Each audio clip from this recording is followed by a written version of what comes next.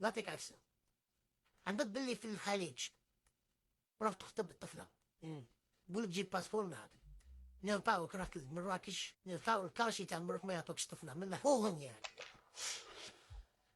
ادي رفع بابي هذه بابا. قال لك في دول الخليج كي يزوجوا ناسهم ولا عيالهم يحوسوا قبل على الباسبور، واذا لقاو كاشي تاع المغرب ما يمدولوش الطفله، والله ما ديرها يعني يخافوا المرض يخافوا هم. لا ماشي بنهدروا ما نثبوش على بعض، انا الناس على بالوش تروح دي الناس في مراكش. انا قلت لك كي يكون عندك برودوي دابيل تولي بلاد بانيه الاقتصاد تاعها على المورد السياحي.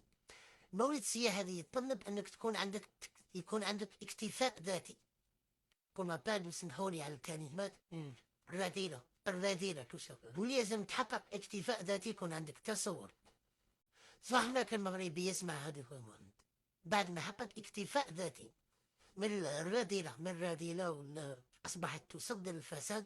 شفنا مجتمعات عربيه خاصة في دولة خليجية داروا حملة في تويتر اللي طرد النساء بيكسروا النسيج بتاع الاجتماع هكا مثل المغربية.